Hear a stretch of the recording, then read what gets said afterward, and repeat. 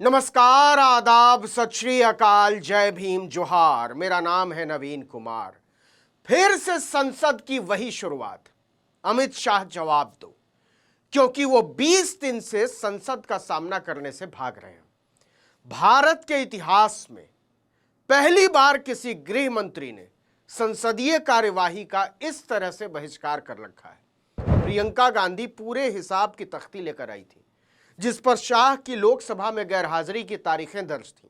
वहीं कांग्रेस सांसद रेणुका चौधरी मोदिया बिंद लिखा चश्मा पहनकर संसद पहुंची थी।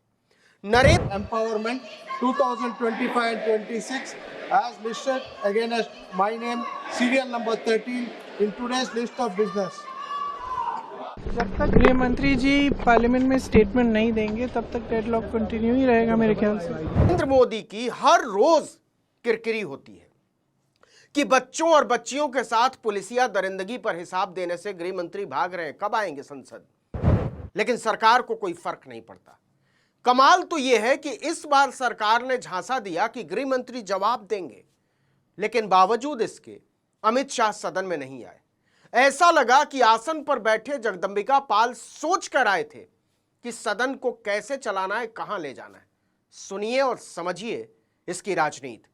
जब माननीय संसदीय कार्य मंत्री जी ने आपकी मांग मान ली, बिजनेस एडवाइजरी कमेटी में मान लिया, बिजनेस एडवाइजरी कमेटी में कह दिया कि माननीय गृह मंत्री जी चर्चा का उत्तर देने के लिए तैयार हैं, तो आप चर्चा करने के लिए तैयार नहीं हैं।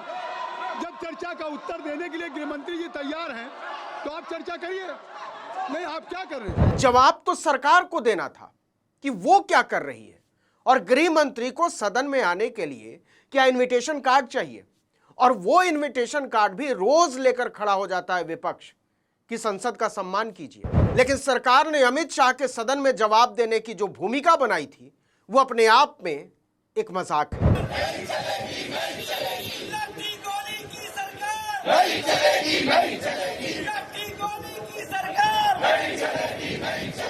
लोकसभा की कार्यवाही जब दोपहर 2 बजे से शुरू हुई तो संसदीय कार्य मंत्री किरण रिजिजू ने कहा कि सरकार चर्चा के लिए तैयार है, गृह मंत्री भी जवाब देने को तैयार है। लेकिन लेकिन लेकिन उन्होंने इतने लेकिन लगा दिए कि समझ में आ गया अमित शाह नहीं आएंगे। गृह मंत्री जी विस्तार से जवाब देने के तैयार है।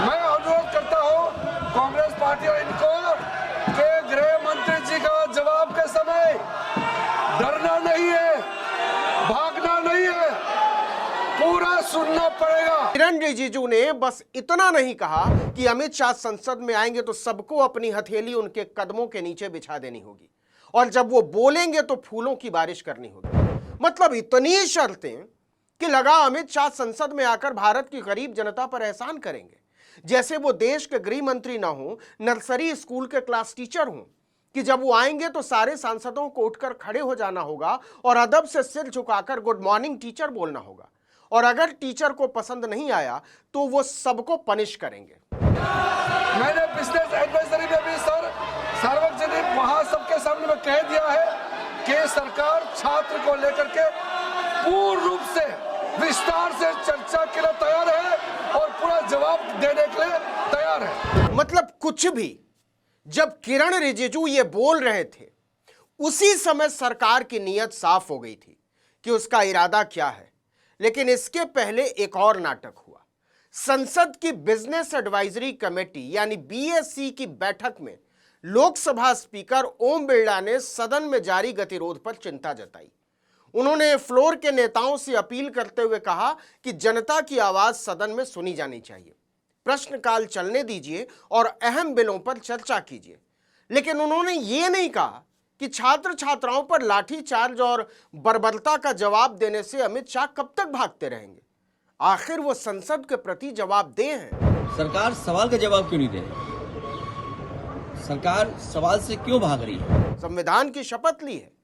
इन्हीं दबावों की वजह से किरण रिजिजू को सदन में आकर फर्जी झुनझुना थमाना पड़ा कि वजीर साहब पधारने ही वाले हैं, शांति बनाए रखें। सारे मीडिया घराने ब्रेकिंग न्यूज चलाने लगे कि गृह मंत्री अमित शाह दिल्ली में छात्रों के प्रदर्शन और पुलिस एक्शन मामले में सदन में जवाब देंगे। लेकिन किसी ने रिजिजू से या सरकार से यह नहीं पूछा कि कब जवाब देंगे। और इसकी सच्चाई उस वक्त सामने आ गई जब जगदंबिका पाल आसन पर बैठकर उसी झुनझुने को पीट रहे थे। जब सरकार ने कह दिया कि माननीय गृह मंत्री जी इस सदन में जवाब देंगे, तो मैं कहता हूं चर्चा करने के लिए तैयार हुई है। बिजनेस एडवाइजरी कमेटी में भी माननीय सभी दल के नेताओं के द्वारा वहां पे संसदीय कार्य मंत्री, फिर सभा की कार्रवाई कल मंगलवार दिनांक 11 अगस्त 2026 को प्रातः 11 बजे तक के लिए स्थगित की जाती है। बस हो गया।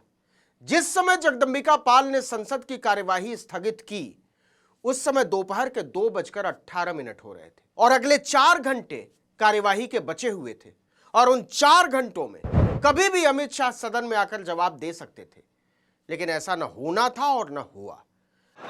Madam, I rise to present a copy each of 21st, 22nd and 23rd and 24th reports, Hindi and English versions of the Standing Committee on Social Justice and आपको बता दें कि जंतर मंतर पर 20 जुलाई को प्रदर्शन कर रहे छात्रों पर पुलिस एक्शन को लेकर विपक्ष लगातार गृह मंत्री के बयान की मांग कर रहा है उसी दिन से, और अमित शाह लगातार भागते फिर रहे हैं।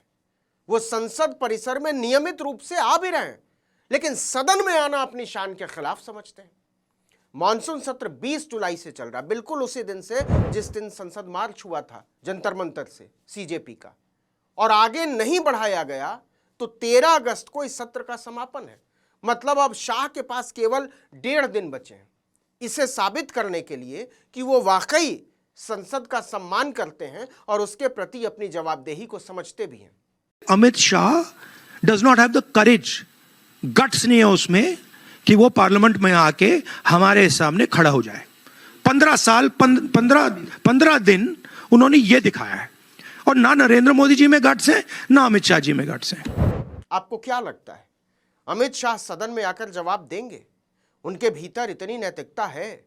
इस पूरे सत्र में एंटी पेपर लीक बिल पर बहस के अलावा किसी और मुद्दे पर चर्चा नहीं हुई है। अगर 13 अगस्त तक अमित शाह सदन में नहीं आए और उन्होंने सवालों का जवाब नहीं दिया तो उनकी दरकी हुई छवि टूटकर बिखर जाएगी, चकनाचूर हो जाएगी। उन्हें एक ऐसे डरपोक गृह मंत्री के तौर पर याद किया जाएगा जो संसद के सवालों से पूरे सत्र में भागता रहा था। इस वीडियो में इतना ही, लेकिन अगर आपने आर्टिकल 19 इंडिया को अब तक सब्सक्राइब नहीं किया तो फौरन कर दीजिए, बेल आइकॉन दबाइए, घंटी जैसी आकृति लाइक कीजिए और कमेंट करके बताइए हमारा वीडियो आपको कैसा लगा। हमारा ट्विटर हैंडल है article19_India और मेरा ट्विटर हैंडल है नवीन जर्नलिस्ट। नमस्कार।